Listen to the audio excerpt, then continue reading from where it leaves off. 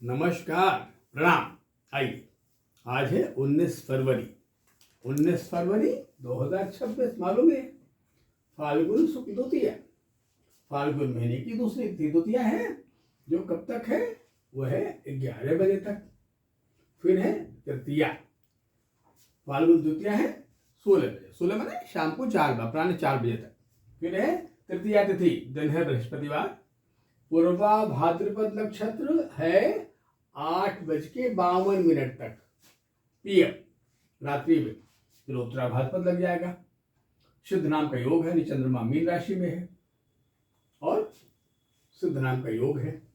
आज कुछ परिवर्तन है। सूर्य नाम का जो ग्रह है वो शाम को 6:33 पर सत्यविश में आ जाएंगे प्रथम चरण में। मंगल धनिष्ठा के दूसरे चरण में 6:16 पर प्रातः।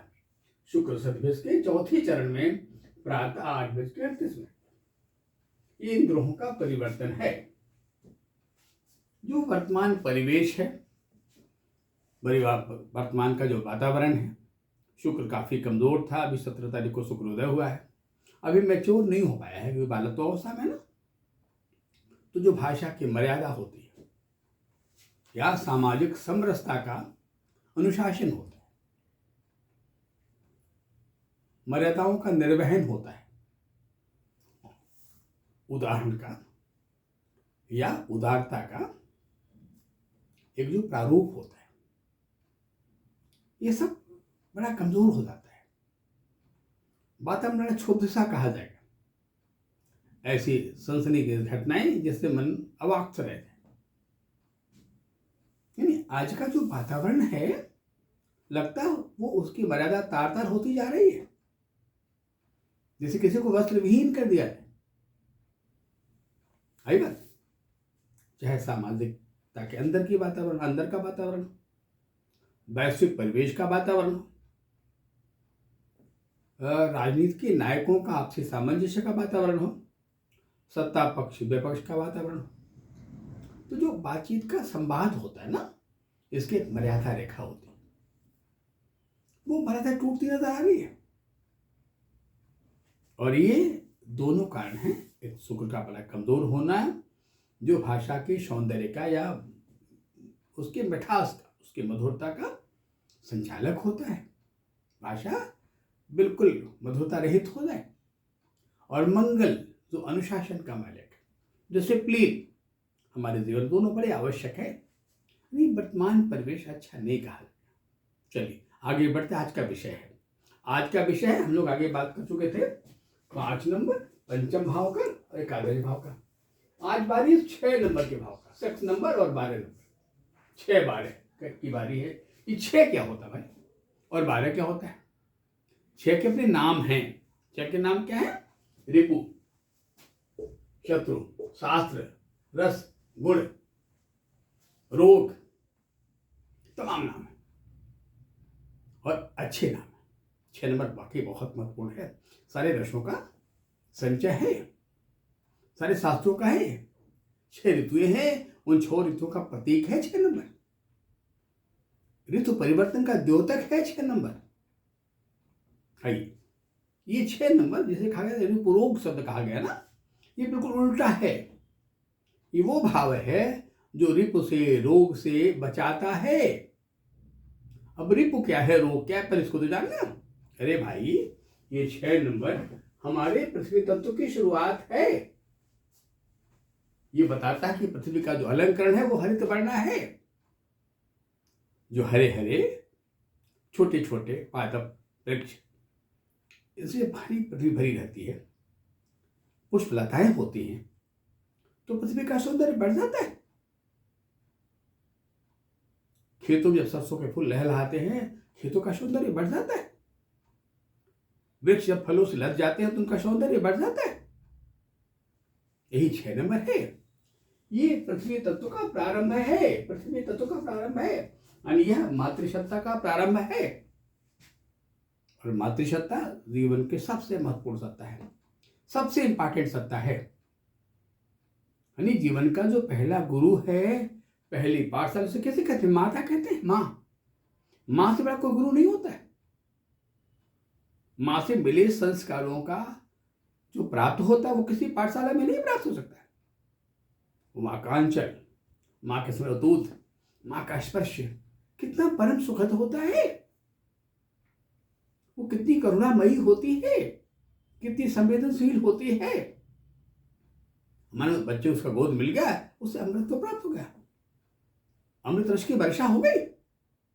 ऐसा ही 6 नंबर है। अब इस 6 नंबर का जो कंपोनेंट अपोनेंट है वो 12 नंबर कैसे भाई? हाँ, समझे इस बात को लेके।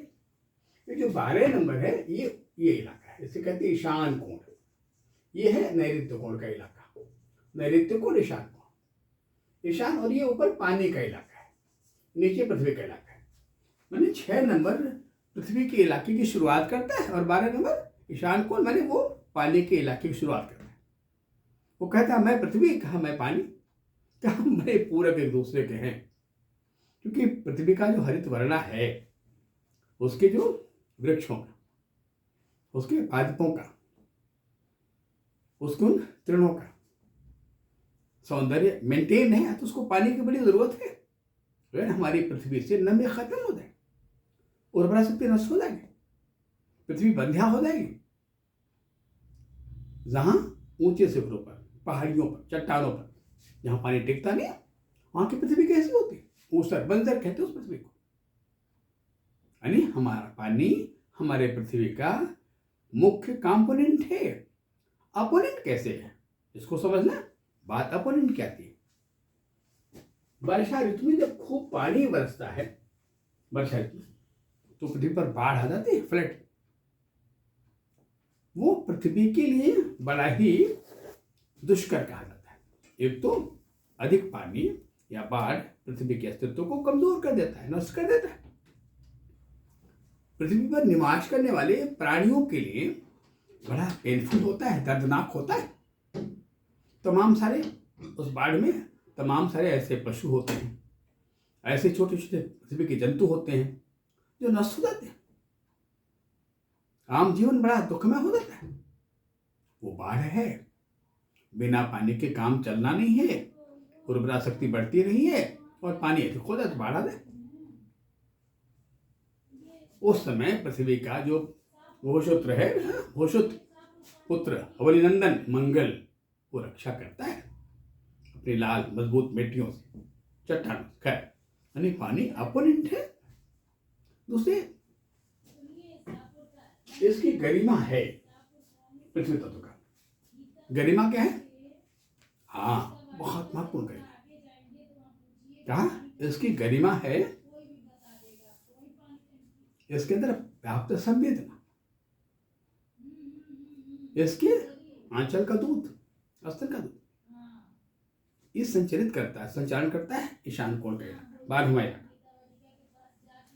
इसे कहते हैं वैभाव।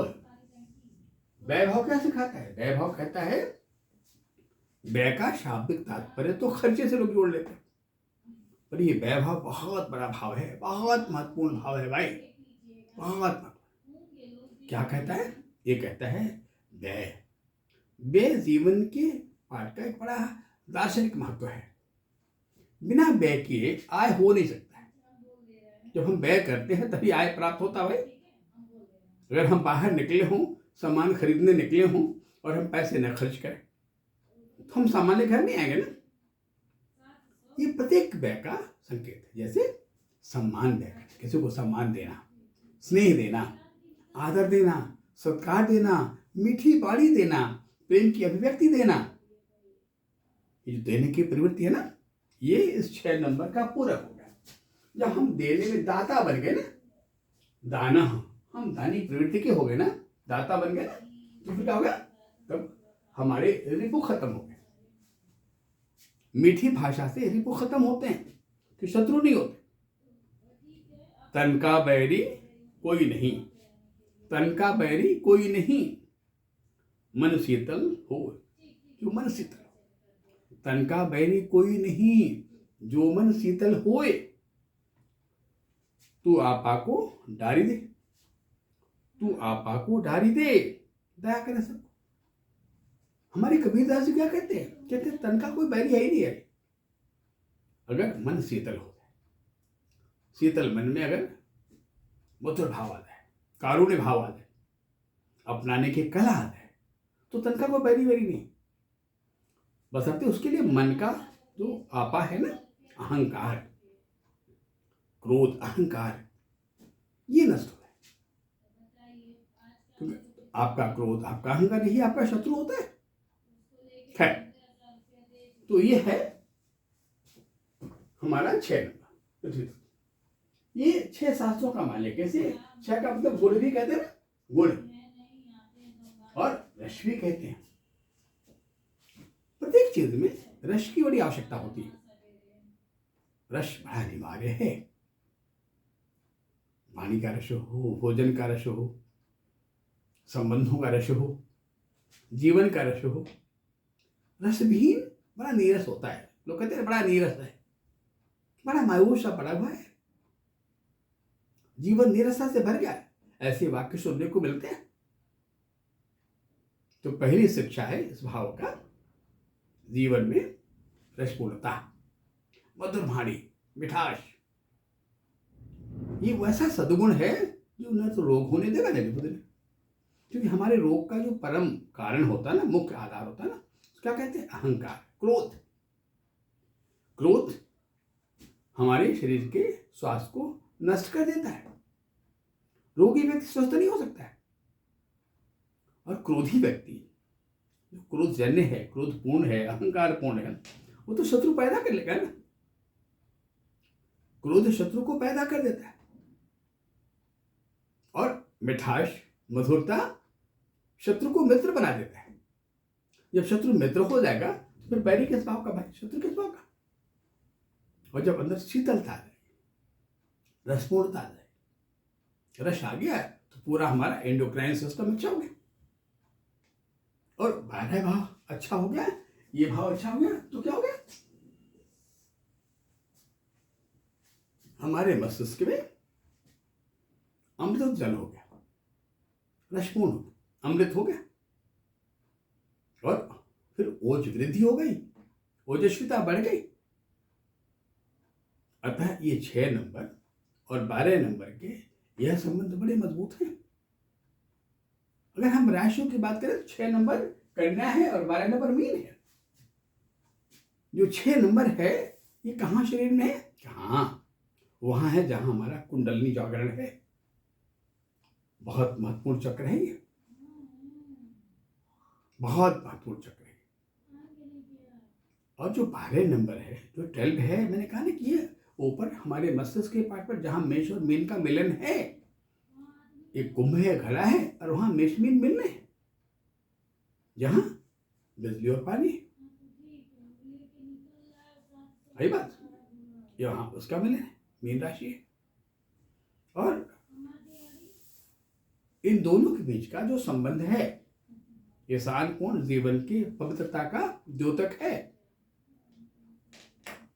जीवन जितना शुचितापूर्ण होता है, जितना पवित्र होता है जीवन, उतना ही स्वस्थ होता है जीवन। मैंने आपका स्वास्थ्य का जो संबंध है वो आपके मन से जुड़ा हुआ है। और जो आपका मन है वो कितना स्वस्थ है, कितना सात्विक है, ऐसा मन जो निर्विकार हो, जो विकार रहित हो, जिसमें द्वेष न हो, कल्मश न हो, अहंकार न हो, क्रोध न हो, दैन्यता न हो, बल्कि देने की प्रवृत्ति हो। दैन्यता आ जाएगा तो बिगड़नेस आ जाएगी ना, और बिगड़नेस हमें कमजोर बनाता है। अतृप्त मन को बीमार मन कहते हैं। जहां तृप्ति आ गया, सेटिस्फैक्शन, वहां क्या होता है? सेलिब्रेशन। और जहां सेलिब्रेशन आ गया वहां क्या है? बरकत। इस प्रकार से ये 6 नंबर छठम भाव कुंडली के 12वें भाव के साथ अपना सामंजस्य बिठाता है। यानी जो हमारी 12 राशियां हैं, इनमें बड़ा बेहतर समन्वय है। हम कांपन एक दूसरे के हैं, ये शिक्षा देता है, ये दर्शन है, कहता है कि प्रत्येक व्यक्ति तुम्हारा कंपोनेंट है। लघु हो, विराट हो, छोटा हो, बड़ा हो, सामान्य व्यक्ति हो, बड़ा उत्तम उच्च कुल में जन्म लेने वाला। ऐसा न हो जाए कि तुम्हें कोई उच्च कल का मिल जाए तो जो लघु है, छोटा, उसको छोड़ दो। जहाँ ये छोटा काम आएगा वहाँ बड़ा काम नहीं आएगा। तो ये बड़ा ध्यान रखना आवश्यक है कि जीवन की किस मोड़ पर कौन काम आ जाए।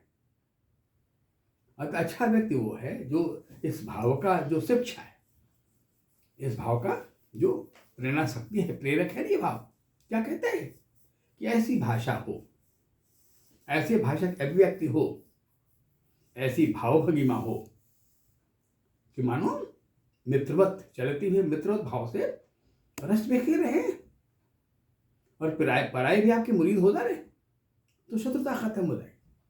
शत्रु खत्म हो गया तो निर्भयता आ गई, निर्भयता आ गई तो आरोग्य पैदा होगा, आरोग्य होगा तो अमृत होगा, अमृत होगा तो मोक्ष होगा, मुक्ति होगी। ये भाव का संदेश है। खैर, आज इस एपिसोड में इतने ही। कल अगले एपिसोड में और बातें करेंगे। तब तक के लिए नमस्कार, प्रणाम।